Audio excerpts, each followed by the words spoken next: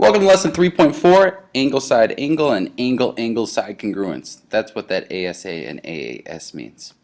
In our last lesson, we learned about two ways to prove congruence in triangles. The first one was side, side, side. If you have three congruent sides, then you know that the two triangles are congruent. So since these have three congruent sides, these two triangles are congruent. Similarly, we know that side angle side is another way to prove congruence. So if you have a side that are congruent with an angle in between, then you know those two triangles are congruent. Well, we're going to learn about two more ways, and the first one is called angle side angle congruence. And the way angle side angle congruence works is that you have two congruent angles in two triangles. So in this example, we have A congruent to D and C congruent to F, with a congruent side in between the angles. Now the way to do this, to check to see if they have this kind of congruence, I have this kind of fun way to do it. Take a highlighter and connect the two congruent angles. Alright, let's connect the two congruent angles. If the congruent side is in between those angles, alright, if that is in between, as you see here, then you know that it's angle side angle congruence. See how that side is in between the angles? And that's it. So I would know in this case that triangle ABC is congruent to triangle DEF because of angle side angle. I have two angles that are congruent with a side in the middle. Alright, side is in the middle. Alright, and that's in both of them. So let's do what we did in the last lesson. Let's prove the following triangles are congruent. And remember, you need three pieces of evidence, 1, 2, 3, and then you could write out your conclusion. Alright, so let's collect our evidence first. That's our first step. Well, in our two triangles here, we see that angle V is congruent to angle C. So let's write that out. Angle V is congruent to angle C. We see that angle X is congruent to angle A. Angle X is congruent to angle A. And we see that side XV is congruent to AC. So XV is congruent to AC. Alright, so now we can reach our conclusion, right? But let's see, what kind of congruence is this? We have two angles and a side that's congruent. Well, let's use this highlighter chart just to check to see what kind. We're going to connect our two angles, so we're going to connect X and V, or connects A and C. And sure enough, if you look here, the side is in between those, right? Our congruent side is in between the two angles. So we know that triangle XWV is congruent to triangle ABC because of angle side angle. Let's try this one more time, okay? So in these two triangles, if you'll see, we'll collect our evidence first and write our conclusion. So I know that angle X is congruent to angle T, as we can see here. I know angle W is congruent to angle S. Okay, these two are congruent. Angle S. And I know that side WX is congruent to side ST. Alright, let's check to see what kind of congruence this is. We have our three pieces of information. We'll use our highlighter, go across, and you see here that this is angle side angle. We connect the two angles, the sides in between, so I know that triangle WXV is congruent to triangle, let's see, that would be STU. Alright, and that's because of ASA again. Alright, let's move on to the next way. Now our second kind of way of proving congruence is angle side congruence. And this is when you have two angles that are congruent with a congruent side not in between the angles. That's the big thing here. This time the side is not in between the angles, right? So if you look here, we have V that's congruent to W, T that's congruent to Y, so those are our two angles, but this side is not in between. A good way to test that, just take out your highlighter. We'll highlight our two angles, connect your two angles, and if you look here, the side is not in between these two angles, you see? It's left out. If I connect my two angles, so we're going to connect those two angles, alright, and the side is not in between. So that is angle side congruence. So let's see if this works out, okay? We're going to determine if the following triangles are congruent. And if you look here, we have two angles and a side, and I want to figure out what kind of congruence is this. All right, so I'm going to take out my highlighter, I connect my two angles, and if I look here, well, this side isn't in between the two angles, right? The side's not in between. Since you can see that the side is not in between the two angles when I connect them, then I know that they are congruent because there's two angles and a side that's congruent, but this would be angle side. So I know triangle XYZ is congruent to triangle TMI because of angle side. Now in this case, you'll see that I have two congruent angles again. L is congruent to M, V is congruent to D. But in this case, let's use our highlighter to see what kind of congruence this is. I highlight it, I connect my two angles, and if you see here, the side is in between the angles. See? The side's in between. Same thing for this guy. The side is in between. So I do know that they're congruent, but in this case, it's angle side angle. So I know that triangle ULV is congruent to MDK because of angle side angle. All right? And so it's very important to distinguish between the two of them. Finally, we're going to prove that these triangles are congruent. Just as we did in the other lessons, we're going to collect our evidence and then write our conclusion. All right, let's go for it.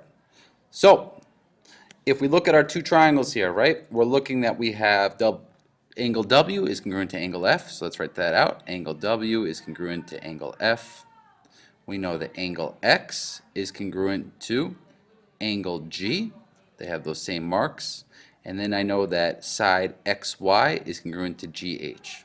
So GH is congruent to side XY. All right. Now I want to figure out what kind of congruence this is. So let's use our highlighter. Let's connect the two congruent sides like so. And if you see here, when we connect those, the side is not in between. And since the side is not in between, it's angle side. So we know that our two triangles are congruent. We have triangle WXY is congruent to FGH because of angle side. So let's put that in. I can't see. Okay. So triangle WXY is congruent to triangle FGH because of angle side. Boom. Let's try our second one. We see that angle V is congruent to angle R. Angle V is congruent to angle R. We see that angle U is congruent to angle S. Angle U is congruent to angle S. And we see that side VU is congruent to side RS. So VU is congruent to side RS. Now that we have our three pieces of information, let's take out our trusty highlighter, connect the two angles on both of these. And if you look, the side is in between the two angles. So now we just have to write out our conclusion, and that is triangle WVU is congruent to triangle QSR. Triangle QSR. And why? This is angle side angle. All right. For the final part of this lesson, remember this from our last lesson, that if two triangles are congruent, there's a sequence of transformations that will map them onto each other. All right? So if I know two triangles are congruent, then they can be mapped onto each other. So the first thing I want to do here is I want to prove that these two triangles are congruent. The first one is ABC. ABC is right here. Okay? That's my first triangle. And my second triangle is ADC, and that is right here. And I want to prove that these two are congruent. Well, first thing we do, let's collect our evidence. One, I know that angle BAC